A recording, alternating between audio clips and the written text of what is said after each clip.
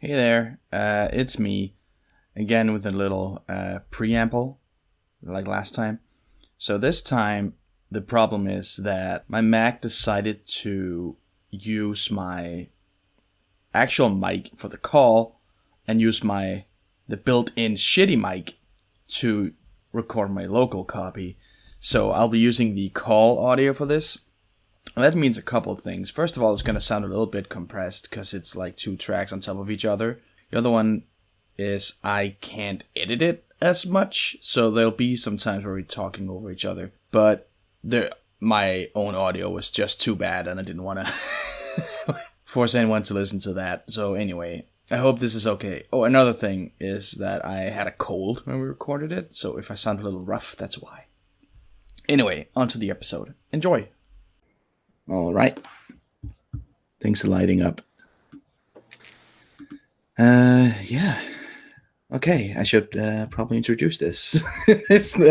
I'm new to this still. It's weird to do. Welcome to the 9th episode of the Conception Nuttcast. I am, of course, your host, Colonel Panic, and with me today, a special guest, a real YouTuber boy, Kor Reviews. Hi, glad to be on. Good to have you. How are you? I'm doing well. I got home from school and I watched the new episode of Conception. It was interesting. And it was actually one of the, well, I was gonna say it's one of the less offensive ones, but I'll get to later why it might actually be one of the more offensive ones. Yeah, you've been keeping up with this. Have you been keeping up with the show, or have you been binging the whole thing? I got back into it specifically because of I saw the podcast and I was like, I found the podcast because I was browsing our anime by new. Oh, cool. The title stood out to me. I mean, the Nuttcast, like, how can you not be drawn to that? And I was like, this is great because I had watched the first episode back when I was like just trying all the seasonal shows with my friend Jacket's Boy. Yeah. We were like hysterical. Like we were laughing the whole way through the first episode because it's just so insane and the first episode is honestly great. Yeah, it's mad. It is madness. Yeah, we should probably mention that your buddy Jack was supposed to be here too. Yeah, he sadly couldn't make it. He was the one who contacted me initially. So I was wondering if he had like hooked you into this and you'd have to binge the whole thing. And you touched on it yourself. I was going to ask you how you found this at all, because it's not like it's super like broadcast everywhere, but you found it on New. That's cool. Yeah. Do you remember which episode that was? I don't remember. It might have been the episode that he left the comment on, because we were in a Discord call at the time. While I was like, we were just chatting in Discord, and I was just browsing, like you just browse random social media, like not really paying attention. And then I saw that, and I was like, this is great, and I linked it to him, and he was like, we should be guests, and he's like, I'll leave a comment, or he's like, should I message him or leave a comment? I'm like, leave a comment so everyone can see, get the social pressure. Exactly. Oh, I'm trying to find which one that was. It might have been episode 7, I think. That's one of the better ones. I was hoping it was episode 6. I think that's the most insane one. That's the one where the Stockholm syndrome and everything. Like that's where this. Like this show broke me. It was like, this is just not okay anymore. It wasn't even funny. It was just sad. Way too dark. But you've been enjoying the show so far. This episode was a ride. Of course, the episode I come on with is the one where it's like not even about. I mean, I hesitate to really call them especially cute girls. None of the character designs in this show are all that great, but like Of course, I'm on for the episode where it's like the whole episode is just about these heavy gay undertones. Not Exactly. really undertone. It's the does Itsuki have the big gay Yeah, episode.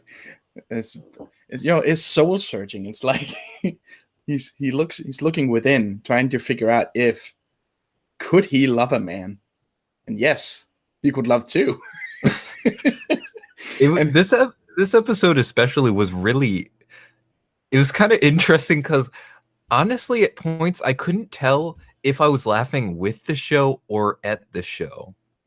Like, yeah, because there's points where it just gets so absurdly like self-aware that it's like that's right. I think everyone knows what's going on. It got really meta at some points. I mean, the character just outright calls out what episode it is, Yeah. what's happening in the episode. Like, it was kind of like it really felt like they were like, okay, we know exactly what we're doing.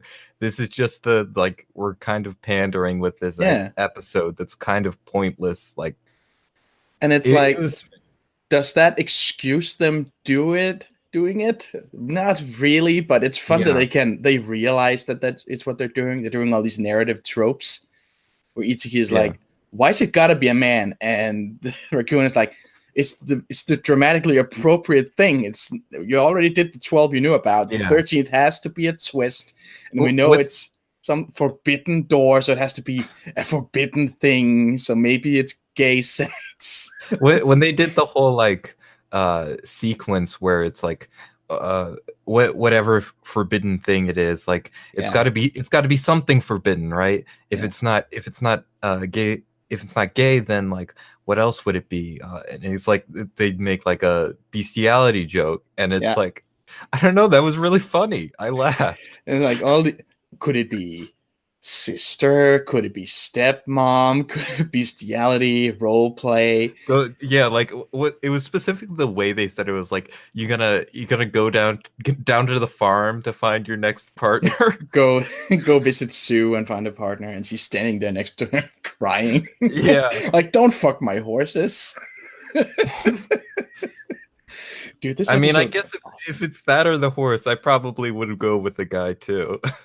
Yeah, I mean, honestly, that's kind of what what I realized is a little bit offensive about it, because he's on the fence about fucking dudes. He's like, oh, that's wrong. You can't do that.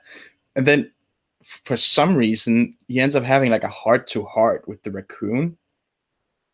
And he's like, if I can fuck the raccoon, I could definitely fuck a dude.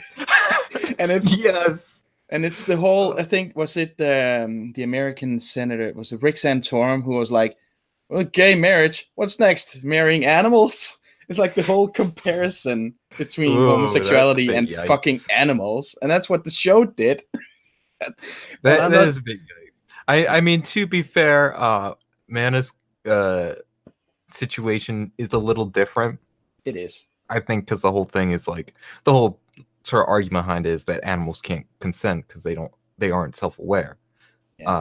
Whereas Mana is self-aware. Mana so it's more of like if I can have sex with this like thing that looks like a teddy bear, like I think I can go down with it. This cute little mascot. I hate Mana so much. I just need to get like, the show knows that they're annoying. Oh my god! Like, half the humor comes from them just being abused, overdoing it, which is moderately satisfying, but not really, because I just want to kill it. I just want to kill it dead. It's still way too loud. It's just, I think I have a note somewhere. Just, God, shut up. So loud, and it's like that, like stereo, like really obnoxious, high pitched, cutesy voice. Yeah, I love it when Mana's voice actor goes like normal human voice, like deep, because it's like acting serious, but then they talk like a normal person, and that's fine. I like that voice. She should do that more. But then there's like the bathhouse scene where he ends up being used as like a scrub, a brush. Yeah, and it just goes on and on. The animation there was making me laugh so hard, because it's like they like the animation, the guy's holding the holding mana, Yeah, by the and tail. he's scrubbing his back. I forget what his name is. Seiya. Yeah, and he's like, the way it's animated is that they like took the part of the drawing for like his upper arm that's holding mana and just moved it back and forth a bunch of times really fast. So it looks like he has like this freaky like robot arm that's just like reverberating. Yeah. Weren't really a lot of smear frames or in betweens they at all. It they was just did not try. 1-2, No. 1-2. Yeah. For a full goddamn minute with mana screaming. It's so insane. And then what the fuck? It's like, and then when he finally is like, oh, I can have sex with these guys. He's there at a beach. Like the walls fall down. Oh like, yeah, they're just so suddenly gotcha. at the beach. Gotti. You were about to be gay, and now all the girls see you do it. Haha. I'm surprised they didn't go through with it, because I thought the whole They point. should have. I mean, that's kind of my qualm with the whole series, is that it never goes all the way because it can't. Yeah. Which defeats the whole purpose of like what it's adapting. But then we have episode 3, the first threesome, and it definitely looked like they fucked. Like they didn't just hug; they were completely spent, sweaty in bed, just googly eyed. No, I mean more to the reference that like it can't actually show anything explicit. Oh, you mean they can't? Yeah, okay. But they could censor it. They could imply it a little bit more. Sometimes it's just a hug. Sometimes it looks like they had full-on sex, but we of course never see it. Yeah. But no, I think he should have done it. He was clearly falling for Seiya in the mansion when he was dressed as Dracula, seducing the MC. That was awesome. Yeah. But yeah. I find it kind of fascinating that like most of this episode is just kind of absurd. It's very aware of what it's doing, and that the fact it's doing this whole like sort of stupid unnecessary addendum, because it's like okay, we gotta add this extra touch to grab the viewer's interest. Mm-hmm. And then most of it is just kind of like dumb humor, and then at the very end it tries to pull this like emotional like arc with the characters, where he's like, now it's like, I understand that like love is love, like it doesn't matter who it is, as long as you love them from like the depths of your heart, that's what's really important. Yeah. And they pulled the rug out from under him and like, gotcha. Surprise, we were making a powerful emotional point, and I'm just here like, really? It was just a prank, bro. We got you, and we know the 13th maiden isn't a boy. It was just fucking with you. But no, you see, he had to open his heart. He had to become open-minded. He had to level up his sexuality. Now he's bisexual, and he's a next level lover, I guess. So do they all know who the 13th is? I'm not, because they spent all episode pretending they don't. It seems to be implied that they are aware, because like they're all sort of just like at the end of last episode, everyone's just standing there staring at him. Yeah. And it's like, it seemed like they know what he's supposed to do next. It's like everybody was in on it. He needed to level up before he could do that. Yeah. It's so strange too. Like all the walls fall down. It's just like, bam, you're on a beach on an island and everyone is here. And it looked like their character art from Mal or something. They were drawn really well, but completely static in like their full original designs, really detailed too. Just looked like they'd been copy pasted from some promotional art. Oh, god damn it. I lost it. Oh, yeah. Have you listened to any of the past episodes of this? I listened to some of episode 1, and I also listened to all of the last episode, the one for episode 8. Okay, cool.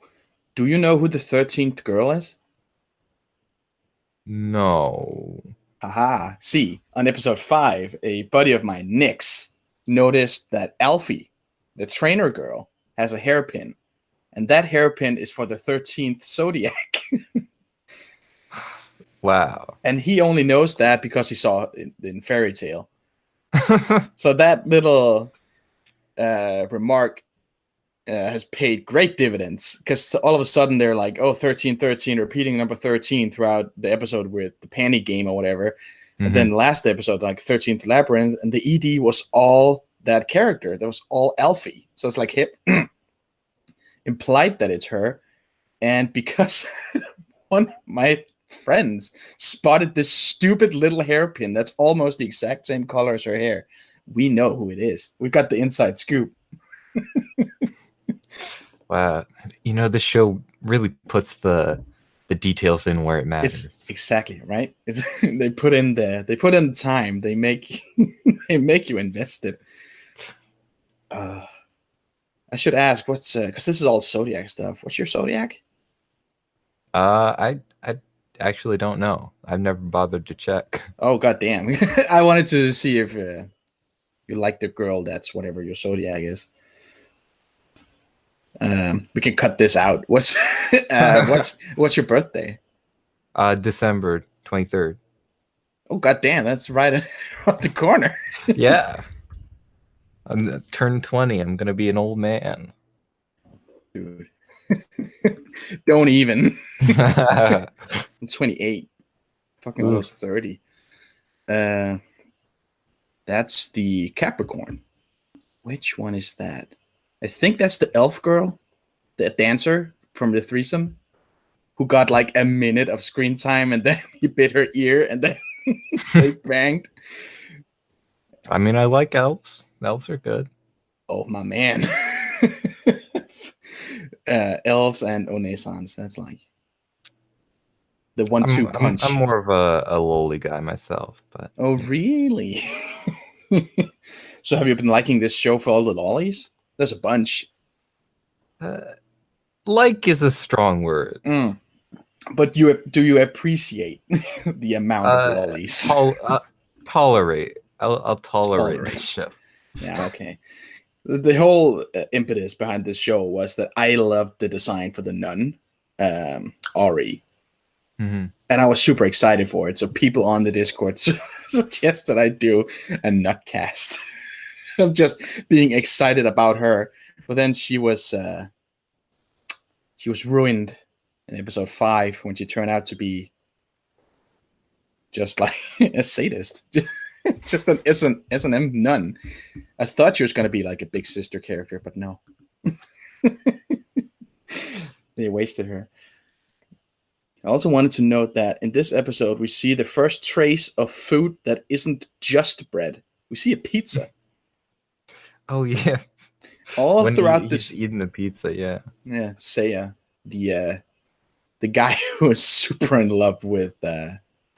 I want to touch on that because it's kind of hilarious, like the way they sort of present him. Because that's that whole sort of, especially this is common like shoujo and stuff, where it's like the hot dude comes in and there's like sparkles on him and whatever. Oh yeah, like this show takes that to the nth degree. When he sees like Seiya's like sweaty. Yeah. Oh my god. So and it's like the screen is just filled with sparkles. Yeah. And I'm just like, this is too much. This is too much. It reminded me of the French guy from Hiroaka. What's his name? The naval laser beam guy. Can't stop twinkling. Is his name? I forget what his name is. He's also kind of an effeminate, maybe gay boy. But I feel a bit cheated that the show didn't go all the way. Yeah, honestly. But he opened his heart to possibly be with men, which is more than I thought they would ever do. Yeah. Honestly. I know we touched on it a little bit, like his whole like sort of bonding with Mana, which I hated because I hate Mana, and I want that horrible foul creature to die a painful death. What are you talking about? It's cute. Yeah, sure. It's adorable. but like it's sort of like the suddenness with which he like sort of completely changes his tune. Yeah. Uh, was really strange. Like he spends the whole time just sort of being kind of iffy about it. Like they sort of established that he like it's a potential because he sort of gets embarrassed around the dude. Yeah. Like Like he's the whole first 2 minutes is just him staring at dudes on the street, being like, yeah, maybe it's one of these, and he's like blushing. but he's also kind of like I don't know if I'm about this, and Yeah. also that Mana's so like not really trying at all. Yeah. Um, Yeah. and then so he's like not super. He doesn't really have much reason to be all that motivated. And then suddenly, just out of nowhere, he gains like huge amount of motivation. And he's like, "All right, let's do this. Let's go. Let's go. Let's go." And it's just completely random. Let's get this bread. He's just so psyched up. Like after hugging Mana, I don't know. I kinda like that scene because Mana was more like subdued, and there was like, well, I don't like that he's going. I used to be an impurity, and now I'm just the little shitty mascot or whatever.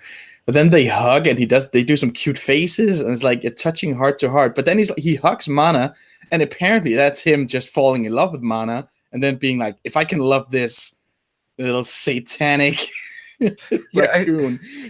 I feel like there needs to be a difference established between like platonic love and romantic love, because Or maybe he wants to different. fuck Mana, because in episode 1, Mana is like, "Oh, don't use me for spank bank material," and MC is like, God, I don't want to check maybe. I don't want to know. I You never don't know. want to know. No. Oh no. Maybe this is based on, I think, A game. an Arrowgate, right? No. This is based on a dating simulator / dungeon crawler game. I didn't know that part. I knew it was like visual novels. It's crazy, right? That's why they have to tag on the whole like, Mana is like one of the like, hidden roots. Yeah. Oh, maybe. Yeah. I honestly don't know. I know it's like a PSP game or whatever, but I know they're making a sequel for PS4, and I'm gonna play that. I wanna try it. It would probably be less visually abrasive. Yeah. I would imagine. Honestly, what I've seen, because I've been looking up the gameplay stuff, it looks mostly like a dating sim, and then they have the same suggestive but not really erotic bed scenes. Really? I don't remember seeing any fighting. So even the game doesn't go explicit? Yeah. What the heck is the point of this whole anime then? So the whole time I was operating under the assumption, because I heard it was a game adaptation, that it was like one of those hentai games where it's like the whole point is that you talk to the characters and then you eventually get to have sex with them. That's why there's so many characters. Yes. Like that's the whole point. Yeah. And the whole point is that you get to the lewd scenes. That is the point. And so I was like, when I saw this show, it felt very much like they just adapted that and then cut out the actual explicit parts. If it's not in the game, why does the game exist? It's not even in the game. It's just it's an ecchi game, not a porn game. But it's pretty stupid. But then but the upside is that, like in other dating sims or whatever, you have to pick one route and finish that. In this game, you have to beat all 12 or 13 or however many there is. But then again, you still don't get any sex scenes. So why even bother? I don't know. Maybe the storytelling is good in the game because they have more than 10 minutes per character. gonna have to doubt on that one. It's gonna be a nah from me, dog. I'm willing to believe it's better than the anime, but like better than this is still not saying much. I gotta believe it's good enough that it got one game, then a spin-off, and now it's getting a sequel. Then again, plenty of games get sequels that don't really deserve them. These notes are weird because we've been doing everything like out of very not chronologically. MC almost seduced himself. Old hieroglyphs. Oh yeah, he goes to hang out with the scholar guy. And while they spent so much time of him getting seduced by Seiya dressed as a vampire. Oh yeah, the scholar guy's like barely in this episode. The at librarian all. is just like, could you help me translate this book? And it's just like the Kama Sutra, whatever. These strange hieroglyphs, and it's just like people fucking. I want that book. Yeah, I want to. Or maybe you can get that with the special edition. Yeah, with the Blu-ray. There's another weird meta reference where he's like, more details on our website from Mana. Oh yeah. I think that there's only like 2 episodes he hasn't done that in. He does it all the goddamn time, and I think that's the conception. Oh, you gotta check the website. What's the website? I don't know. Gotta find the word. Conceptionanime.tv or something. I need to know the deep lore of Conception. I'm guessing it's gonna be in Japanese, but that's because that's the scene where he's like laying out all the dudes it could be, and it's like, there's this guy Seiya, this guy the librarian, and then I guess what the fuck, there's the king or something. Believe it or not, the site is has an English version. Does it have the part they didn't tell this time about how the king is a past visitor? I'm not sure. It says more details on our website, but like I'm looking at the site for episode 9. Ooh. And it's just like a generic summary of the story for episode 9. So are they lying to us? Is there really not more on the website? Oh wait. Let's see. King Gran Banya, who rescued Mana, was Meribit, who came from Sora's world. Like, okay, looks like this is auto-translated. So, because it makes no sense. As much effort as the show. It's the team that put on the bath arm animation. They put that on the translation too. Just fuck it, do it for me.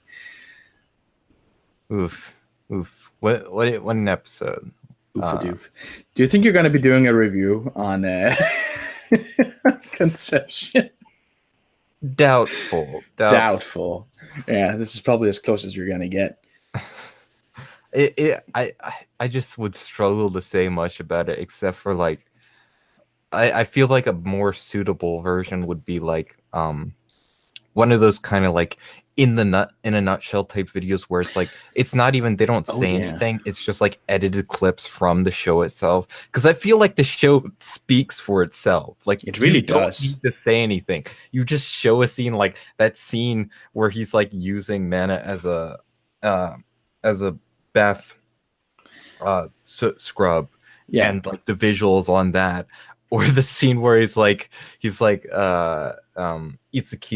to the 2 dudes is like so you will have my child, and they're like, can we even have a child? Like that's just like that's not important. There's so much humor to this that I feel like you could do a pretty funny video out of this, because there's genuinely quite funny moments, but I will admit there's also times where it just gets really annoying and kind of boring. See, this would be right up Jack's alley, because I checked out your YouTube channels, and he does like more like meme edits kind of thing. He has a great one for Full Metal Alchemist on his front page. Yeah. Whereas you do like analysis and reviews, right? Mostly analysis nowadays. Analysis. I checked out the one you did for the newest one, After the Rain, because I really loved that show. It was a good video. Yeah, thank you. It made me cry because I'm thinking back on this show. It was so good. People should go watch that. Don't watch After the Rain, watch Conception. Yeah. Honestly, it's like After the Rain. Well, what the fuck? There's only one girl in that. this one. No, it's even simpler than that. Just think of it this way: After the Rain, 3 words; Conception, 1 word. That's so much easier to remember. Efficiency. Yeah, that's what it is. This is a show where you get in 8 episodes 12 girls. Now that is like, people complain about their shows not having any romantic progression or whatever. This show, goddamn. He's out the door. There's nothing but romantic progression. That's all it is. Even this episode, he didn't bang any girls. He almost banged 2 dudes. What's he gonna do next time? it's funny though, because it especially at least with this episode in particular, it felt very much like the show was like really scrounging for any material to work with, because it's like, okay, we have our setup and we have the like the ending of the episode, sort of like the emotional payoff, and we have a Yeah, couple clear story beats throughout. Like right. basically they have to establish, like they have to make him establish that he's starting to develop feelings for these two dudes in the relatively short amount of time, which is not really believable, but like whatever, you know, But that's you what they've gotta been do doing what every you gotta do. episode so far. Yeah, Like he had yeah. these girls have It's to that's fall in just love with him in 5 minutes. yeah, we got to work with our premise. Yeah, And then like also the emotional beat with Mana, and then the final like revelation at the end where he's like, you know, love is like it just matters like how much you love someone. It doesn't matter what they look like or what their gender is or whatever, or if they're yeah. some weird creepy teddy bear. Um and, and like so that's like the main structure of the episode, but then it feels like, especially in the first half, it's just a bunch of repetition. Like it's just Mana saying the same thing over and over Yeah. again. Like they're at one place and Mana's like, hey, why don't you have sex with a dude? And he's like, I'd rather not. Then they go to another place. Mana's like, Why not this how dude? about guys though? And he's like, yeah, I think I'm still good. I think I'm good. No thanks. And it just keeps repeating again and again and again and again. I'm like, get to the point already. It's funny. I hadn't considered that. It's like you can see the keyframes of the story. Like there's these 4 points we have to get to, and we have to put something in between it. And then you have other like better shows like Hyoka or whatever. It's like my favorite. And you have all these interweaving character motivations and storylines, whereas this is just like it's built out of fucking toy bricks. Yeah. Yeah. I think that's about it. I wanted to ask, how are you feeling about the season so far?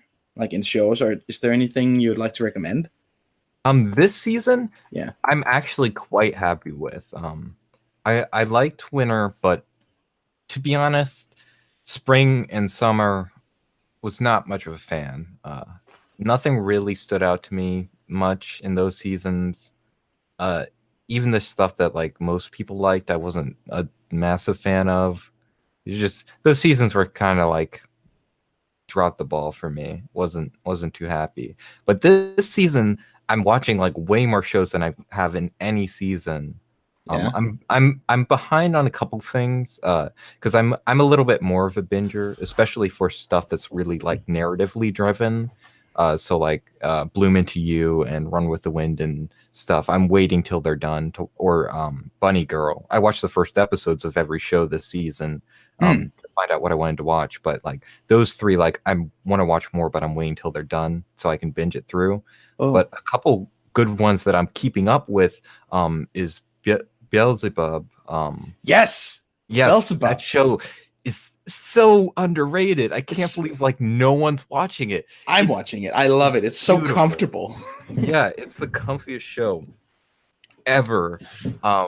Belphegor is the most delightful character of all time. Is that the one with the signs? The pink hair girl who likes the guy with the signs. Yeah, pink hair girl who's like the one who needs to pee constantly whenever she gets nervous. Voiced by, I think, Shio from Happy Sugar Life. That little girl. Yeah, she voiced and she also voiced a character in Hisone Tomasatan. Yeah, that show is like aesthetically so nice. It's kind of, it reminds me a lot of New Game, which I also really love. Just the way it's done. Have you noticed there's a lot of focus on people's shoes in Beelzebub? Yeah. People walking everywhere and like turning on their heel and stuff. It always zooms in on the shoes. And they're so well done. The animation is so well animated. I mean, of course, it's like it's nothing revolutionary. They're not like doing big stuff, but it's like just consistent and smooth. It's nice to see that sometimes. Yeah, and it's just like I feel like everything about the show is just really well executed. I like the directing. I like the aesthetic, especially. I really like the aesthetic, and the color design is fantastic. And yeah, it's really pleasant overall, and the soundtrack is great. The voice acting Yeah. is wonderful. It's a very sweet story. So that's probably my favorite show that I'm keeping up with at the Would you say moment. it's fluffy? It is very fua. Fua Yes. fua. Everything is fluffy. I would also I do want to give a shout out to Torinari no Kyuketsuki-san, The which is vampire also, show. yeah, that one's very cute and comfy. This is a good season for cute For and cute, comfy comfy. shows. Yeah. I'm Um, watching both of those, and they're just like nice, like winding yeah, down a long week. I think Beelzebub gets the leg up because it's just like the visuals are really stand out, whereas Yeah. Kyuketsuki, like the character designs are good, but like the background art is pretty bland. And there's not a whole lot of like actual animation. It's mostly just like, still frames. Yeah. But Honda-san also is a pretty fun time. Oh, we're watching all the same shows. Honda-san Yeah, is like my favorite of the season, bar yeah, none. I love it so much. yeah. It's really good. The OP and the ED. And I have a friend who like used to work at a bookstore and is a librarian now, so she's watching it and we talk about it. It's a lot of fun. Oh, I imagine it's very relatable. Apparently, everybody's experienced these things. If you've worked at a bookstore. Yeah. I think that's about it. Do you have anything like you want to plug? Working on something? Well, I guess I can shout out. I'm gonna be participating in the 12 Days of Anime Challenge as proposed by Zaria. So look forward to that. And I'm also Wait, is that like a video series? What's that?